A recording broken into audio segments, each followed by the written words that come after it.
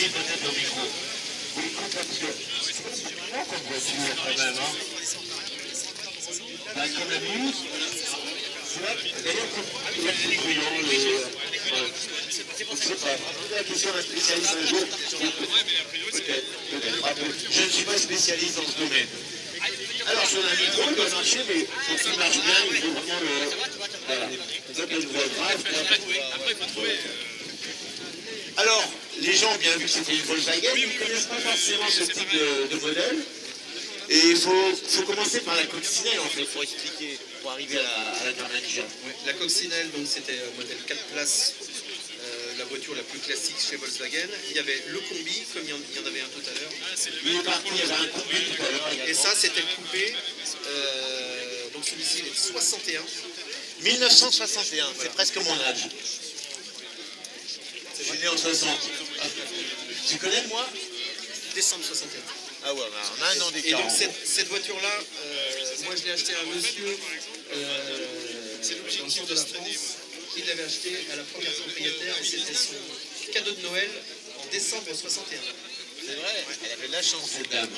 Hein, donc c'est elle qui avait choisi cette couleur avec deux options, les klaxons devant, les petits Mixo.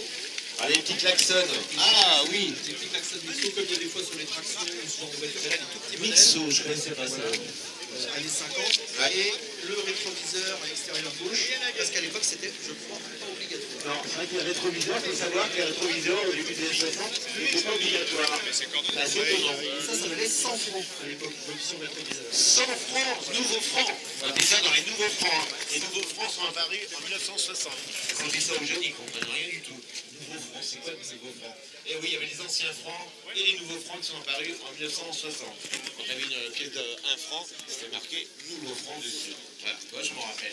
Donc très beau rétroviseur. C'est ça. Celle-ci est en 4, elles sont toutes en 4 places, donc 2 plus 2. Et le moteur donc à l'arrière, comme les coccinelles, 1200 cm3, 34 chevaux, et en 6 volts. Et en 6 volts. On peut dire que la plateforme, enfin le châssis, parce que c'est un châssis, c'est le même châssis que la coccinelle. C'est à peu près le même châssis, il y a des petites modifs. Ouais, en gros. C'est vraiment, il y a peut-être un peu la longueur, mais je suis même pas sûr. On reprend en fait les bases de la coccinelle et on dessine une super carrosserie. Qui c'est qui a dessiné cette carrosserie? C'est déjà. C'est Dia. C'est Dia. Comme la Fiat de tout à l'heure. Comme la Fiat de tout à l'heure. Celui-là qui est un carrossier italien.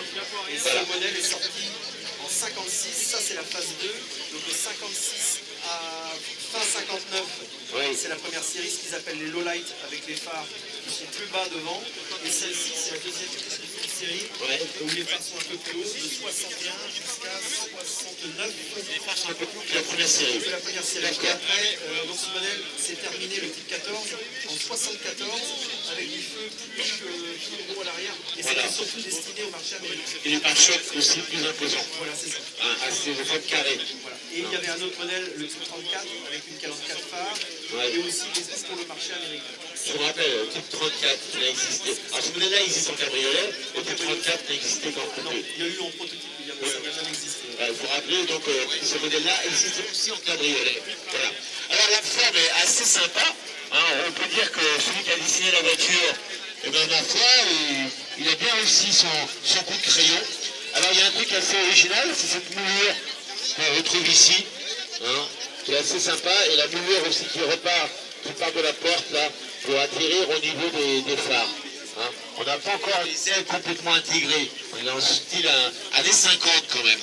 Regardez les feux à l'arrière comme ils sont beaux, très très fins, bien encastrés dans le bout des ailes, vraiment très très beau.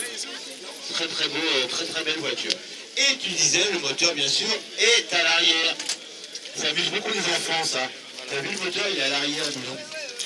Donc en 6 volts, 4 cylindres à plat. 4 cylindres à plat, bien sûr. Et 34 chevaux. 34 chevaux. Alors c'est pas beaucoup, hein, 34 chevaux. Et la vitesse de croisière, à l'époque, c'était donné pour 120 à l'heure. 100. Et tout à l'heure, sur la 4 voies, on était à 100 à l'heure, et maintenant, filet de gaz, et ça marche. Ça marche tout seul. Nickel. Alors la réputation de Volkswagen, hein, on sait très bien, c'est la fiabilité. Une Volkswagen, à l'époque, ça démarre par tout temps. C'est vrai. L'hiver comme été. C'est vrai. Et là, elle est toujours en 6 volts. Je vais la démarrer. Alors on va la démarrer, qu'on voit, voilà. On a une tresse de masse qui est assez impressionnante. Hein. Voilà, c'est vrai que c'est des voitures sans problème. Viens avec moi. carbu, hein, qui est pas bien grand, qui est un métaux à ma taille. Regarde. Voilà. Alors quand on veut démonter un moteur là-dessus, c'est très simple. On soulève la voiture et le moteur il sort par en dessous. C'est ça. Hein, c'est très simple à démonter. Et là, le moteur est entièrement d'origine. Il a dû être refait à une époque, mais tout est d'origine. Tout est d'origine, il n'y a pas de modification. Même la presse, donc la presse de masse. La presse de masse c'est d'origine, ouais, ça se voit. Voilà. Elle est assez longue. Hein. Ouais. La batterie c'est son emplacement. C'est son emplacement, batterie 6 volts. 6 volts. Il y a beaucoup qui sont passés en 12 volts. Voilà, pour le voilà. mais moi je l'ai laissé tout seul. Qu'est-ce qu'on a là ici, là, cette manette là? C'est le filtre à air, alors ça normalement c'est été-hiver. Ah, été-hiver, ouais. Hiver c'est comme ça. Voilà. On l'avait pas encore mis en mode hiver. Là ça y est, voilà, ça y est. C'est pour qu'elle chauffe voilà.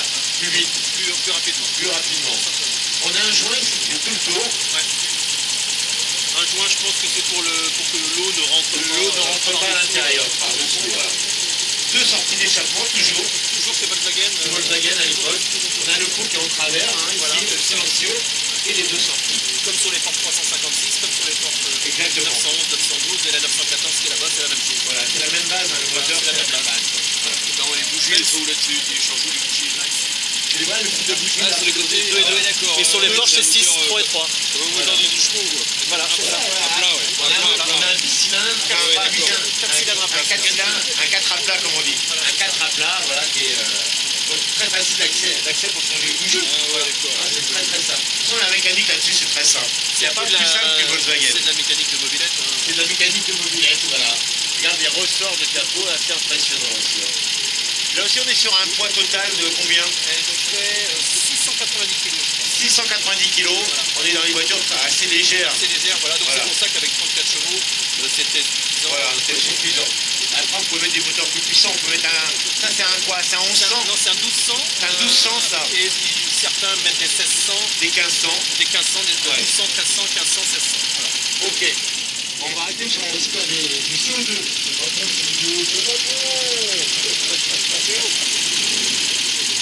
On va détailler l'intérieur de cette voiture, qui est assez sympa quand même.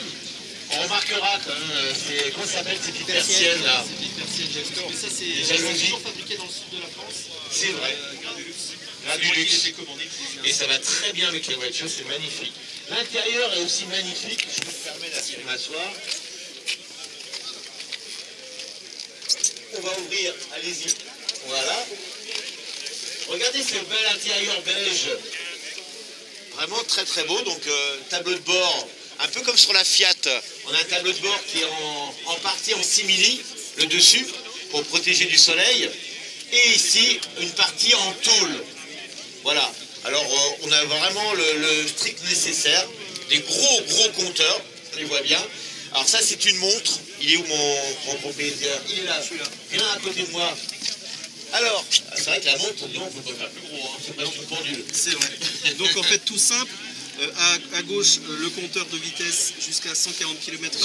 Voilà. Avec, il n'y a même pas de journalier. Le compteur journalier, il n'y a pas le compteur kilométrique. Il n'y a pas de voilà. Dessous, le rouge, donc ce qui indique, un voyant rouge qui indique les clignotants, mais aussi la pression d'huile. La pression, il y a deux fonctions. Voilà. D'accord.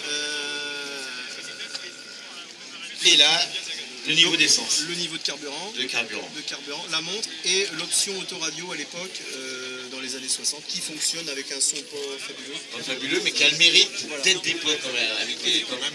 Et ça, c'est très recherché. Et la boîte à gants, toutes les voitures n'en avaient peut-être pas à l'époque. Ouais, qui ferme. Pas à clé, mais qui ferme. Voilà. Et le petit cendrier. Et regardez, ça c'est la touche originale. Regardez, le petit cendrier qui va bien. Hein, faut pas oublier qu'à l'époque, bah oui, ça c'est le problème. Là, il y a eu, à l'époque, c'était le fils de la propriétaire. Ouais. Il a eu le droit de s'en servir une fois, et la seule fois où il s'en est servi, c'est lui qui a brûlé le dessus du tableau. Il s'en est pas servi deux fois. Voilà. Maman n'a pas voulu. Maman n'a pas voulu. Ah, ça sert à quoi ça? Poignée de maintien. Dans les virages pris à vive allure. Voilà, c'est ça. Poignée de maintien. Ces voitures, elles étaient souvent, dans les années 60, vendues aux soldats allemands aux soldats américains qui étaient en Allemagne, quand ils ne pouvaient pas avoir de Porsche 356, ils achetaient des Karmann ou Volkswagen leur vendait des kits cylindrés pour qu'elles soient plus puissantes, qu'elles fassent au lieu de 34, 60 chevaux. Et ça marchait aussi bien qu'une 356. Les Américains, quand ils sont retournés dans leur pays, ils les ont pas toutes ramenées. Mais aux États-Unis, c'est une voiture qui a été beaucoup distribuée aux États-Unis. Beaucoup. Voilà. Volkswagen a fait une percée à l'époque aux États-Unis avec sa coccinelle, le combi et le coupé Karmann, incroyable. Hein. Ce que Renault a essayé de faire, mais oui, ça n'a pas marché. On a une boîte de vitesse dans le classique. Boîte 4 vitesses. 4 vitesses. Voilà. À côté de la boîte de vitesse, une petite molette de réglage du chauffage. Du chauffage, selon le... qui vient de l'arrière. Hein. Voilà, on rappelle que le moteur est à l'arrière. Ça passe sur les côtés. Regardez les petites ouïes qu'on a sur les côtés, c'est le chauffage. Voilà. Donc et là, il chauffe parfaitement. Alors le pédalier, c'est sympa aussi. Hein. Alors pédalier comme sur les Porsche 356, articulé, un peu décalé, très haut. Ouais. Et à gauche du pédalier, là, la petite molette pour les pleins phares. Pour les pleins phares. On passe col phare au pied. Hein, ça c'est original. Il y a beaucoup de voitures qui avaient ça à l'époque. Il y a beaucoup de chrome à l'époque chez Volkswagen, mais comme beaucoup de voitures des années 50-60. Et la clé toujours comme les Porsche. Pourquoi? À gauche. À gauche, parce que en fait c'était plus près, le côté le plus pratique en fait, pour démarrer. D'accord. Et sur les Porsche c'est toujours à gauche. Un intérieur assez bien fini. Bon, à l'arrière, c'est rudimentaire. Hein. 2 petites places. Voilà, et derrière, ça peut se rabattre. Et ça se rabat. Regardez à l'arrière. Alors, prendez sa tête. Voilà, regardez. Et la valise, pour mettre sa valise. Ah derrière. oui, ça libère de l'espace derrière. Donc en fait, il y a deux fonctions. Et on peut mettre donc des bagages derrière et dans le coffre à l'avant. Voilà. Donc en fait, c'était une voiture qui était faite pour 4 personnes, plus pour aller. Parce que là, on voit très bien que tu as mis une grande valise. Et ça passe parfaitement. Et ça passe parfaitement. Voilà. Et donc ces moquettes d'origine et le coffre. Pardon. Et le coffre devant. Le coffre devant pour mettre une grande valise aussi et avec le réservoir d'essence. On peut le voir. On va le voir. On va voir ce coffre à l'avant. On rappellera aussi que les portes n'ont pas de montant. Regardez, il n'y a pas de montant sur les portes. Il y a un peu de soleil, on a de la chance avec ce soleil, franchement.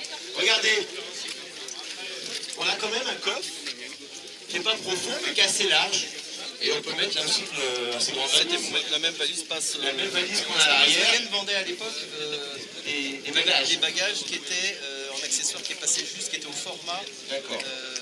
Voilà, pour le coffre avant. Et la roue de secours, qui est quand même un grand format de roue. C'est du 15 pouces. C'est du 15 pouces et ça rentre quand même sous le capot. Voilà. Hein? Avec son cric à gauche. Derrière le cric, ici, voilà. Le cric, regardez. Le bocal de lave-glace, le bocal de liquide de frein et le réservoir à essence derrière. D'accord. Le réservoir que vous voyez ici, regardez les dessous là, le remplissage est là. Voilà. Alors on m'a dit que le lave-glace était branché sur la valve de la roue de secours.